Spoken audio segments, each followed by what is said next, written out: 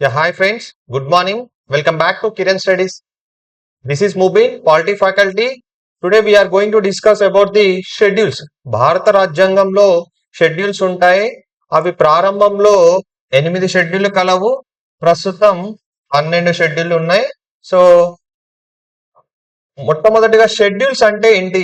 భారత రాజ్యాంగంలో షెడ్యూల్స్ ఉన్నాయి. షెడ్యూల్స్ అంటే ఏంటంటే భారత రాజ్యాంగంలోని ఆర్టికల్స్ ను క్రమంగా వివరిస్తుంది. భారత రాజ్యాంగంలోని ఆర్టికల్స్ ను క్రమంగా వివరిస్తుంది. సో మనము మొదటి షెడ్యూల్ గురించి వివరిద్దాం. మొదటి షెడ్యూల్ ఏమున్నాయంటే రాష్ట్రాలు, కేంద్రపాలిత ప్రాంతాలు. మొదటి షెడ్యూల్లో రాష్ట్రాలు మరియు కేంద్రపాలిత ప్రాంతాల గురించి చెప్తుంది షెడ్యూల్ 1. ప్రస్తుతం 28 రాష్ట్రాలు, 8 కేంద్రపాలిత ప్రాంతాలు కలవు. భారతదేశంలో 28 రాష్ట్రాలు, 8 కేంద్రపాలిత ప్రాంతాలు కలవు అని షెడ్యూల్ 1 లో పేర్కొనడం జరిగింది. అదేవిధంగా షెడ్యూల్ 2 లో ఏం చెప్తుందంటే రాజ్యాంగ పదవుల జీతభత్యాల గురించి వివరిస్తుంది. ప్రారంభంలో రాష్ట్రపతి జీతం 1,50,000 ఉండే, ప్రస్తుతం 5 లక్షలు. సో రాజ్యాంగ పదవుల జీతభత్యాల గురించి వివరిస్తుంది. అదేవిధంగా సుప్రీంకోర్టు ప్రధాన న్యాయమూర్తి జీతభత్యం గురించి వివరిస్తుంది. మరియు అదేవిధంగా ఇతర న్యాయమూర్తుల గురించి వివరిస్తుంది. సుప్రీంకోర్టు ప్రధాన న్యాయమూర్తి శాలరీ వచ్చేసి 2,80,000, 2,80,000. మరియు సుప్రీంకోర్టు ప్రధాన న్యాయమూర్తి 2,80,000 అయితే ఇతర న్యాయమూర్తులకు 2,50,000. అదేవిధంగా యూపీఎస్సీ చైర్మన్ ఉంటాడు. యూపీఎస్సీ చైర్మన్ కూడా 2,50,000. అదేవిధంగా అటార్నీ జనరల్ ఉంటారు, అతను కూడా 2,50,000. సో ఈ షెడ్యూల్ 2 ఏం చెప్తుందంటే పదవుల జీతభత్యాల గురించి వివరిస్తుంది. అదేవిధంగా షెడ్యూల్ 3, ఈ షెడ్యూల్ 3 ఏం చెప్తుందంటే రాజ్యాంగబద్ధమైన పదవులు ఉంటాయి కదా, సో ఆ పదవి ప్రమాణ స్వీకారం గురించి వివరిస్తుంది షెడ్యూల్ 3. సో షెడ్యూల్ 4 ఏం చెప్తుందంటే రాజ్యసభ సీట్ల గురించి వివరిస్తుంది. సో వివిధ రాష్ట్రాలలో రాజ్యసభ సీట్లు ఈ విధంగా ఉన్నాయి. ఒకసారి చూద్దాం. ఉత్తరప్రదేశ్ రాజ్యసభ సీట్లు ఏంటంటే 31, మహారాష్ట్ర వచ్చేసి 19, అదేవిధంగా తమిళనాడు వచ్చేసి 18, అదేవిధంగా వెస్ట్ బెంగాల్ 16, ఏపీ 11, మన తెలంగాణ రాజ్యసభ సీట్లు ఏంటంటే 7. సో షెడ్యూల్ 4 ఏం చెప్తుందంటే రాజ్యసభ సీట్ల గురించి వివరిస్తుంది. అదేవిధంగా షెడ్యూల్ 5 ఏం చెప్తుందంటే ఎస్సీ ఎస్టీ పరిపాలన వ్యవస్థ గురించి వివరిస్తుంది. సో 65వ రాజ్యాంగ సవరణ. సార్ మరి 65వ రాజ్యాంగ సవరణ ఏంటంటే 65వ రాజ్యాంగ సవరణ ద్వారా ఎస్సీ ఎస్టీ కమిషన్లను ఏర్పాటు చేయడం జరిగింది 1989లో. ఎస్సీ ఎస్టీ కమిషన్లను ఏర్పాటు చేయడం జరిగింది 65వ రాజ్యాంగ సవరణ ద్వారా. మరి ఏ సంవత్సరంలో సార్ అంటే 1989వ సంవత్సరంలో. సో ఈ ఎస్సీ కమిషన్ నుంచి ఎస్టీ కమిషన్ వేరు చేయడం జరిగింది. ఎస్సీ కమిషన్ నుంచి ఎస్టీ కమిషన్ వేరు చేయడం జరిగింది 89వ రాజ్యాంగ సవరణ ద్వారా 2003లో. మనకు చాలా సార్లు ప్రీవియస్ గా క్వశ్చన్స్ ఎగ్జామ్స్ గ్రూప్ 1 కానీ గ్రూప్ 2 లో కానీ ఎస్ఐ కానిస్టేబుల్ అడిగిరు, ఏ రాజ్యాంగ సవరణ ద్వారా ఎస్సీ కమిషన్ నుండి ఎస్టీ కమిషన్ వేరు చేశారంటే 89వ రాజ్యాంగ సవరణ, అది 2003 సంవత్సరంలో చేయడం జరిగింది అని చెప్పండి. అదేవిధంగా షెడ్యూల్ 6 ఏంటంటే ఓన్లీ షెడ్యూల్ ట్రైబల్ అంటే ఎస్టీ పరిపాలన వ్యవస్థ గురించి వివరిస్తుంది. అది ఈజీగా మనం గుర్తుండేటట్టు నేను ఒక కోడ్ చెప్తాను చూడండి. ATM square. సార్ మరి ఏటీఎం స్క్వేర్ అంటే ఏంటంటే ఏ అంటే అస్సాం, పి అంటే త్రిపుర, ఎం స్క్వేర్ అంటే మేఘాలయ, అదేవిధంగా మిజోరం. సో ఈ 4 రాష్ట్రాలలో ఓన్లీ ఎస్టీ పరిపాలన వ్యవస్థ గురించి వివరిస్తుంది. అది షెడ్యూల్ 6లో వివరించడం జరుగుతుంది. షెడ్యూల్ 7, ఈ షెడ్యూల్ 7 ఏంటంటే కేంద్ర రాష్ట్రాల మధ్య పరిపాలన అంశాలను విభజించడం జరిగింది. ఆ అంశాల గురించి ఇక్కడ షెడ్యూల్ 7లో వివరిస్తుంది. సో ప్రస్తుతం 98 అంశాలు కేంద్ర జాబితాలో కలవు. అదేవిధంగా 59 అంశాలు రాష్ట్ర జాబితాలో 54 అంశాలు ఉమ్మడి జాబితాలో ఉన్నాయి. సో కేంద్ర జాబితాలో ఏదైనా చట్టం చేయాలంటే కేంద్ర పార్లమెంట్ చేస్తుంది. రాష్ట్ర జాబితాలో నేను అంశం చేయాలంటే రాష్ట్ర ప్రభుత్వం చేస్తుంది. ఉమ్మడి జాబితాలో మాత్రం కేంద్ర ప్రభుత్వానికి రాష్ట్ర ప్రభుత్వానికి చట్టం చేసే అధికారం ఉంటుంది. సో 1935 లో ఈ కేంద్ర జాబితాలో 59 అంశాలు కలవు. అదేవిధంగా రాష్ట్ర జాబితాలో 1935 చట్టం భారత ప్రభుత్వ చట్టం ప్రకారం 54 రాష్ట్ర జాబితాలో, అదేవిధంగా ఉమ్మడి జాబితాలో 36 అంశాలు ఉన్నాయి.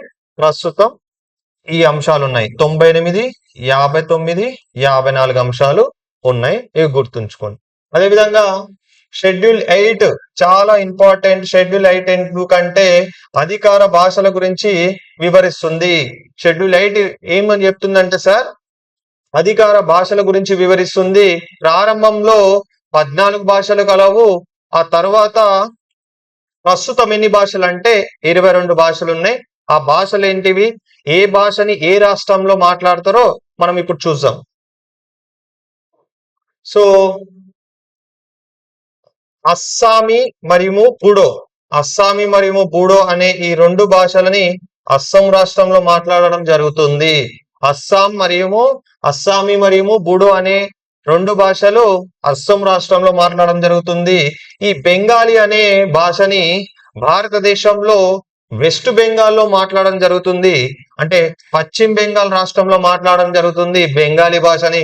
అదేవిధంగా డోగ్రీ, ఈ డోగ్రీ అనే భాషని ఈ విధంగా అడుగుతారు, భారతదేశంలో డోగ్రీ భాషను ఏ రాష్ట్రంలో మాట్లాడతారంటే అప్పుడు మీరు చెప్పండి, జమ్మూ కాశ్మీర్ రాష్ట్రంలో డోగ్రీ భాషను మాట్లాడడం జరుగుతుంది. అదేవిధంగా గుజరాతీ, ఈ గుజరాతీ భాషని ఏ రాష్ట్రంలో మాట్లాడతారు భారతదేశంలో అంటే చెప్పండి, గుజరాత్. హిందీ భాషని ఆల్ ఓవర్ ఇండియా, భారతదేశం మొత్తంగా హిందీ మాట్లాడడం జరుగుతుంది. అదేవిధంగా కే ఫర్ కన్నడ, కన్నడ అంటే కర్ణాటక రాష్ట్రంలో మాట్లాడడం జరుగుతుంది. కాశ్మీరీ, ఈ కాశ్మీరీ భాష జమ్మూ కాశ్మీర్ లో మాట్లాడడం జరుగుతుంది. అదేవిధంగా కొంకణి, ఈ కొంకణి భాష గోవా మరియు మహారాష్ట్రంలో మాట్లాడడం జరుగుతుంది. ఈ కొంకణి భాషని మనము 71వ రాజ్యాంగ సవరణ ద్వారా 1992 సంవత్సరంలో రాజ్యాంగ సవరణ ద్వారా భారత రాజ్యాంగంలో చేర్చడం జరిగింది. కొంకణి భాషని ఏ రాజ్యాంగ సవరణ ద్వారా భారత రాజ్యాంగంలో 8వ షెడ్యూల్ చేర్చారంటే చెప్పండి, 71వ రాజ్యాంగ సవరణ ద్వారా 1992. అదేవిధంగా మరాఠీ భాష మహారాష్ట్రలో మాట్లాడడం జరుగుతుంది. అదేవిధంగా మణిపురి, ఈ మణిపురి భాషని మణిపూర్ రాష్ట్రంలో మాట్లాడడం జరుగుతుంది. అదేవిధంగా మెతాలి, ఈ మెతాలి అనే భాషని 3 రాష్ట్రాలలో మాట్లాడతారు. చాలా ఇంపార్టెంట్ ఇది. అది ఒక రాష్ట్రం వచ్చేసి బీహార్, జార్ఖండ్, ఒడిషా.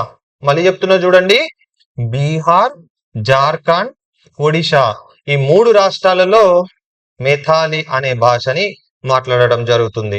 అదేవిధంగా మలయాళం కేరళలో మాట్లాడడం జరుగుతుంది మలయాళంని. అదేవిధంగా నేపాలి, ఈ నేపాలీని పశ్చిమ బెంగాల్ రాష్ట్రంలో మాట్లాడడం జరుగుతుంది. అదేవిధంగా ఒరియా, ఈ ఒరియాని ఒడిషా రాష్ట్రంలో మాట్లాడడం జరుగుతుంది. దీన్ని 96వ రాజ్యాంగ సవరణ 2011లో చేయడం జరిగింది, పొందుపరచడం జరిగింది. సో ఒరియాని ఏ రాజ్యాంగ సవరణ ద్వారా చేశారంటే ఒడిషా రాష్ట్రంలో మాట్లాడుతుంది ఇది. సో వీళ్ళు 96 రాజ్యాంగ సవరణ ద్వారా 2011లో భారత రాజ్యాంగంలో 8వ షెడ్యూల్లో పేర్కొనడం జరిగింది.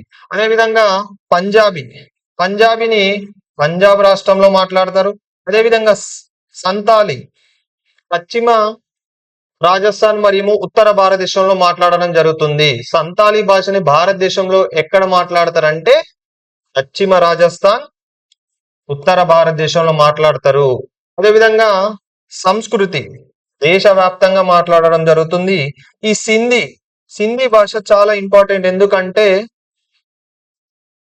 ఈ సింధీ భాషని గుజరాత్, పంజాబ్, హర్యానా, సింధీ భాషని ఏ రాష్ట్రాలలో మాట్లాడతారు అని అడిగిన చాలా సందర్భంలో ఉన్నాయి. అప్పుడు చెప్పండి, గుజరాత్, పంజాబ్, హర్యానా.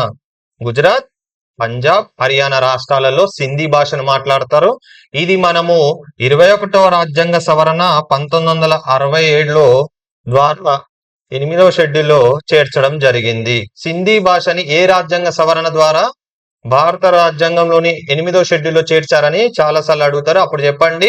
21వ రాజ్యాంగ సవరణ 1967లో చేయడం జరిగింది.